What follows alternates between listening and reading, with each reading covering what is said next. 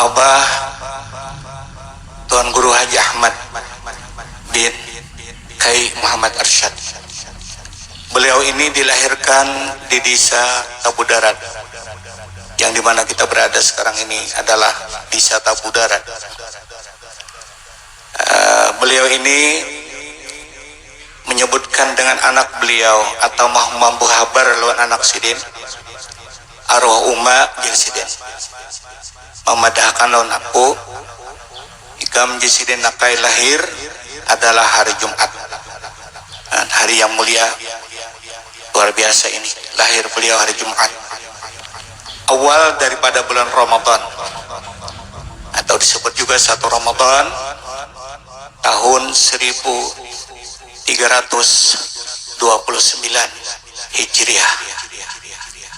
Dan kemudian beliau berusia kurang lebih 110 tahun. Ini beliau ini sampai panggilan Allah sesuai takdir dan janji yang sudah ditentukan Allah. Beliau diambil oleh Allah jam 1:20 pada waktu malam adalah malam Sabtu.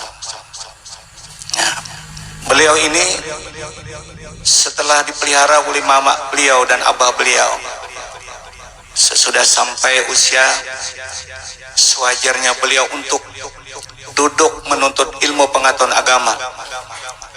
Yang paling awal adalah kitab Al-Quranul Karim. Dengan mempelajari Al-Quran kepada seorang guru yang ada di Tabu Darat, Syekh Haji Umar Tabu Darat. Ini adalah suatu yang paling sangat penting. Bagaimanapun tingginya ilmu kita, bagaimanapun dalamnya pengetahuan, tapi kalau Al-Quran belum tepat, contohnya bila kita jadi imam, satu huruf saja cedera dalam Fatihah tanpa digurukan, tidak sah Fatihah sembahyang kita, lebih lagi membawa orang di belakang kita. Oleh itu abah yang mulia, beliau dengan sungguh mempelajari Al-Quran, tajwid dan makhraj-makhrajnya kepada yang mulia Syekh Haji Umar Tabu Darat, sehingga sampai usia beliau masanya bersekolah, dimasukkan oleh abah Mama Sidin belajar di Madrasah Ibtidaiyah Uqshol Tabu Darat. Namun beliau dapat hidayah Allah, terus hati beliau ini terbuka untuk menuntut ilmu pengetahuan agama sesuai dengan anjuran Rasulullah, mempelajari ilmu Arabiyah, Nahwu dan Sharaf. Nabi sudah memperintahkan kepada kita an-nahwu awalan ayu ulama. Nahwu itu adalah paling awal dipelajari. Beliau dengan sungguh, dengan kecerdasan otak beliau dari hidayah Allah, sudah memiliki nahwu dan sharaf serta ilmu-ilmu lainnya. Kemana beliau menuntut ilmu ini? Karena ulama ada yang dekat adalah yang mulia, semoga Allah merahmati beliau, Syekh Haji Nasri di Samundar, Kecamatan Lamun Amas Selatan, Pantai Hambawang. Juga satu guru beliau, yang beliau ini adalah lulusan dari Mesir, nenek enda Tuan Guru Haji Mansur Tubau. Tubau itu adalah Pantai Hambawang. Nah, di sana beliau sudah memiliki ilmu nahwu dan sharaf.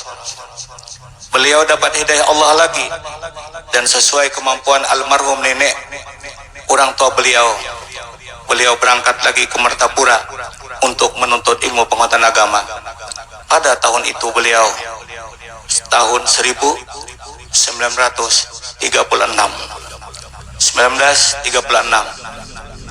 Saat itu beliau sudah berusia 22 tahun.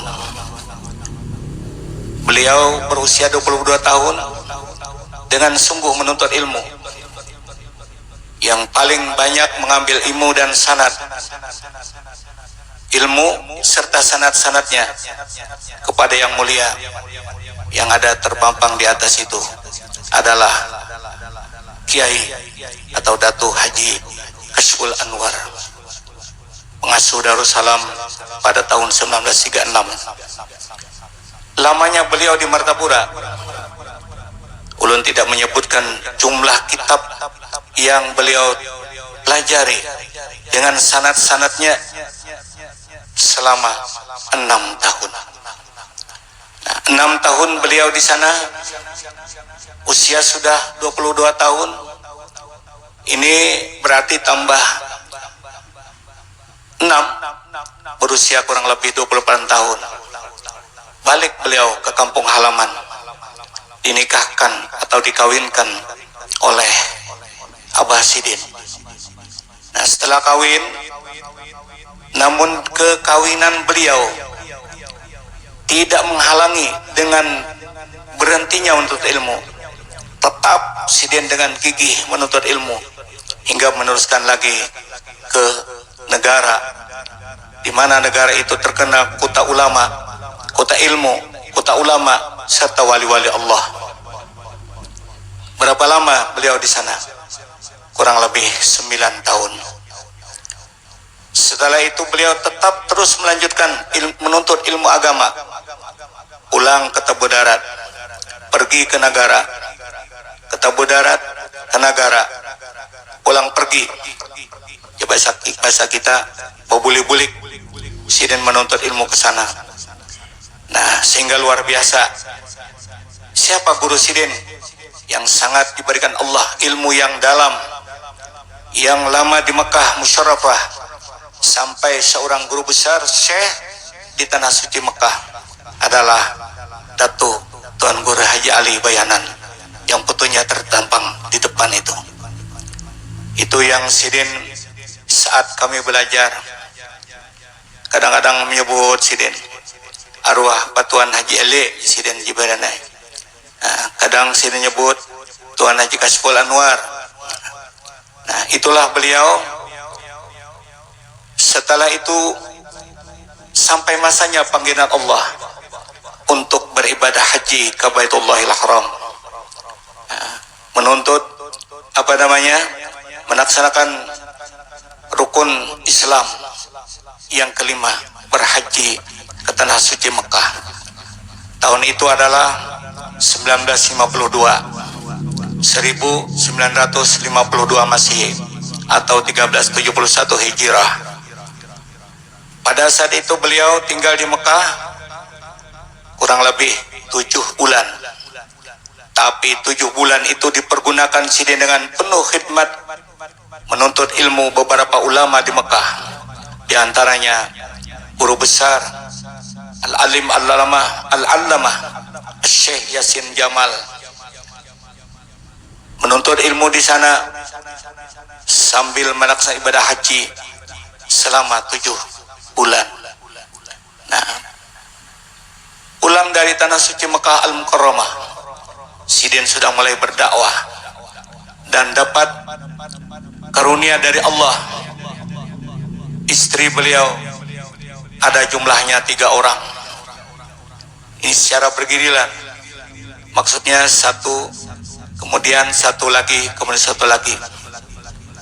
Nah, beliau ini dapat karunia Allah anak berjumlah 24 orang.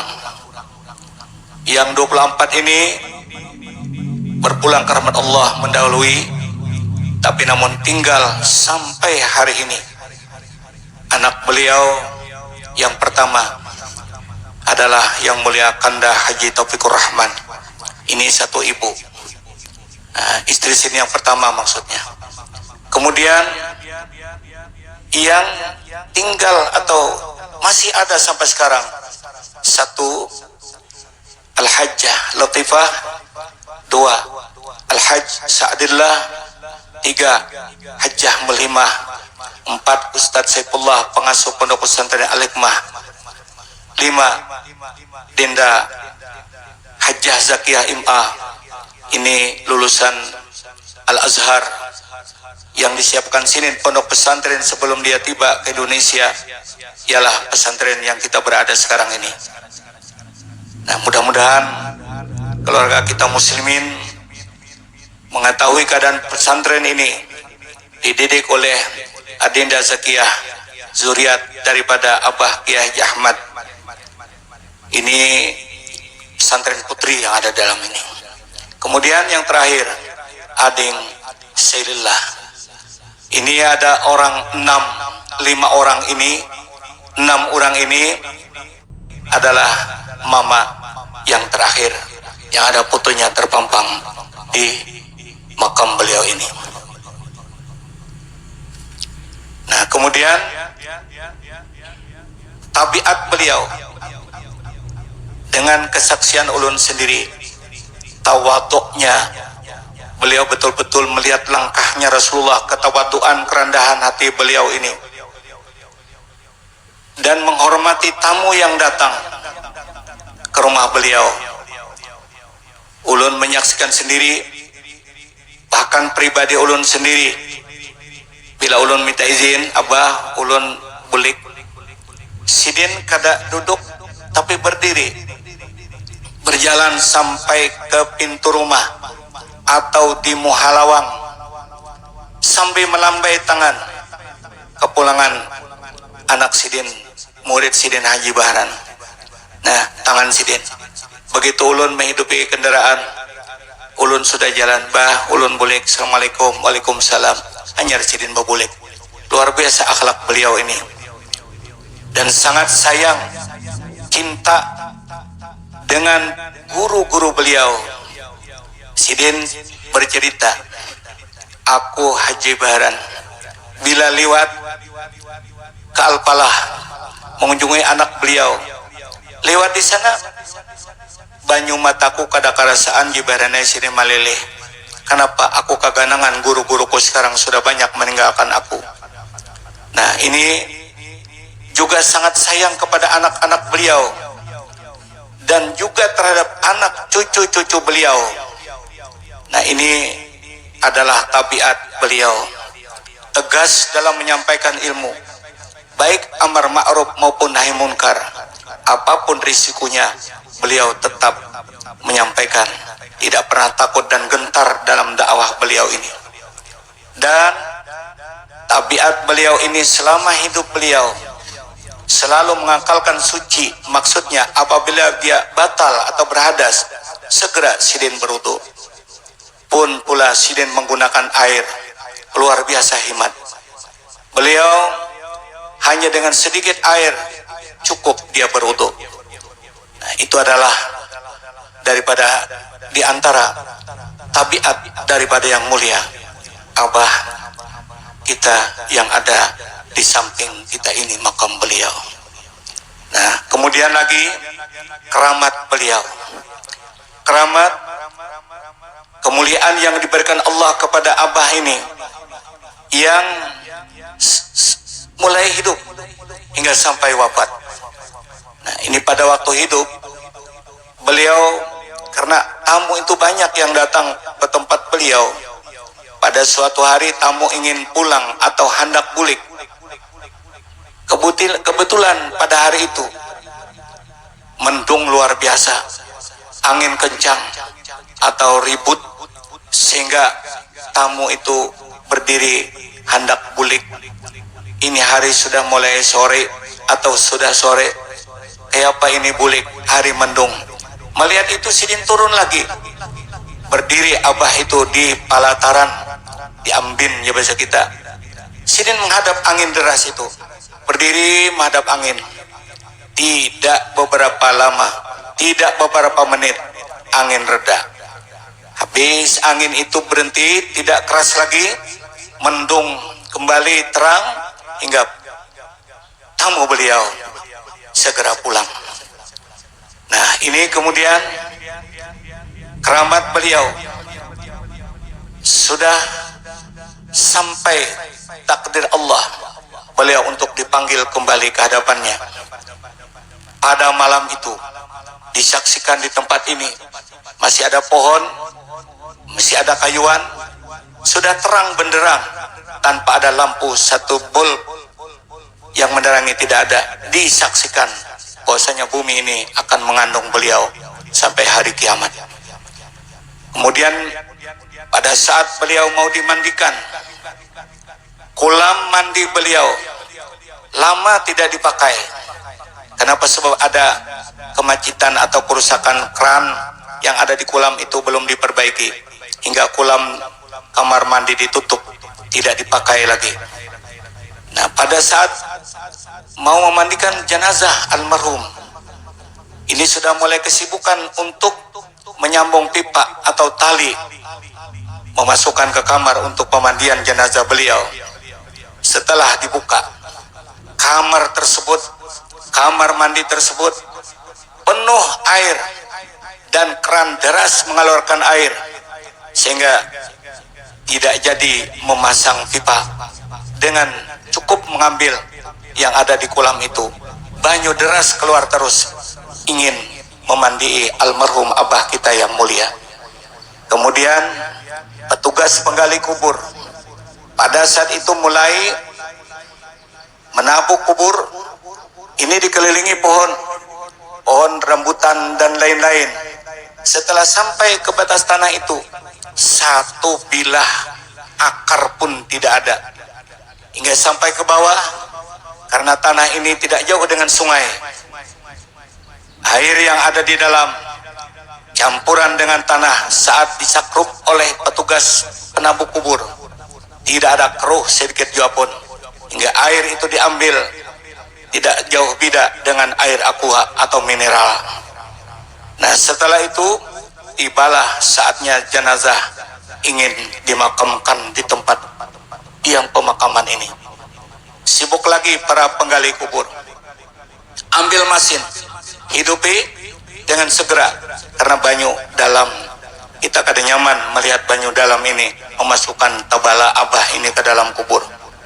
Ternyata mesin tidak sempat diambil, apalagi dihidupkan untuk menyudut air yang ada di dalam itu.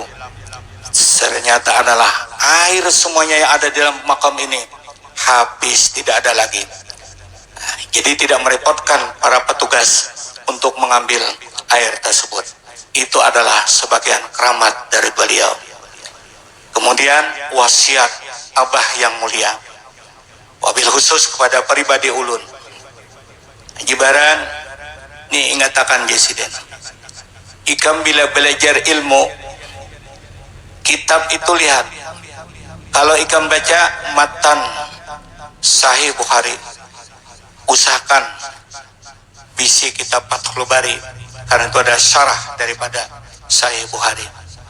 Bila ikam kena belajar hikam jibaran Jesiden, jangan melulu membaca hikam, usahakan tukar kitab Ikazul Humam, kan itu adalah syarah dari hikam. Bila ikam membaca Ihya, usahakan nukar Ittihab, karena itu ada syarah daripada Ihya, supaya jangan keliru memaham kitab itu, karena syarah yang menjelaskan isi maksud tujuan hadis dan tujuan para ulama. Dan ingat lagi pesan beliau, bila mutalaah membaca kitab, jangan cuma yang dibaca yang di pinggir saja, bacalah yang di dalam. Ibarat Fathul Mu'in, di samping Fathul Mu'in, di dalam I'anatul Talibin. Sambil baca Fathul Mu'in, jangan lepas baca juga di dalam. Di situ jibaranai ikam dapat banyak ilmu pengetahuan agama. Jam tahulah Jesiden, ibarat orang mahancau, sansin bahasa kampung Pandirunglun, ibarat orang mahancau.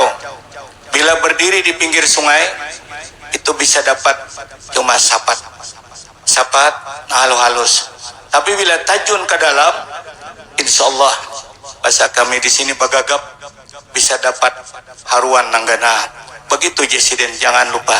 Jadi ulun mudah-mudahan tetap istiqamah mengamalkan wasiat beliau, sambil duduk baca kitab, baca samping baca dalam, baca samping baca dalam. Mudah-mudahan berkah amanat-amanat beliau ini. Itulah menakib sekedar pengetahuan ulun. Kalau ada kurang, tidak sesuai dengan adanya, ulun terutama kepada anak-anak zuriat beliau minta ridha, minta maaf. Hadirin rahimakumullah, itulah sekedar menakib daripada apa yang mulia guru kita yang kita hauli pada hari ini. Mohon maaf Terima kasih perhatian pian semuanya. Wabillahi taufik wal hidayah. Wassalamualaikum warahmatullahi wabarakatuh.